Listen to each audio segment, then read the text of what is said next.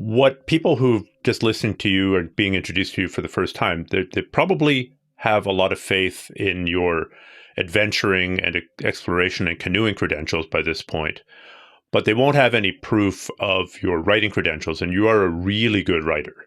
So let's go through the books that you've written. Let's go through your website. Let's go through your social media, just so people can find out more. I've really enjoyed all the books of yours that I've read. I think there are a couple still that I have to track down. You keep on telling me A Whisper on the Night Wind. I have to read it. We've tried to get it to me a couple of times. That has failed. I'm going to get it. I will read it as soon as I'm back in September. So Whisper on the Night Wind, that's your most recent one. Yes, The Whisper on the Night Wind is my most recent book. It's a canoe adventure in Labrador and actually a mystery. So it's great for anyone who likes mystery. The whole mystery was about a ghost town, a place that was abandoned 100 years ago, and strange tracks in the woods. So it's kind of a cold case, and I wrote the book like a detective story, like Sherlock Holmes. And the whole fun of the book is trying to unravel the mystery before you get to the end, because I give lots of clues throughout the book, and I reproduce the fur trappers' diaries, the eyewitness accounts from 100 years ago.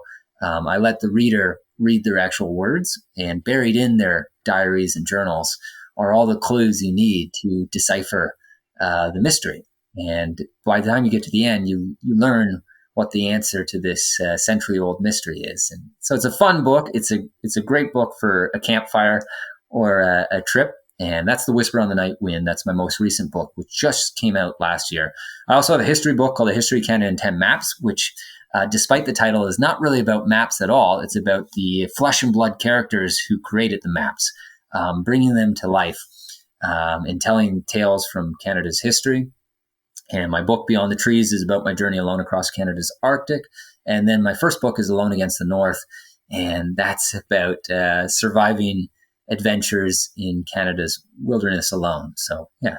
And you can find those books pretty much anywhere books are sold, Amazon, Indigo Chapters, Kohl's, independent bookstores, what have you. If you go to my website, there's links there to order them. But yeah, you can find them online.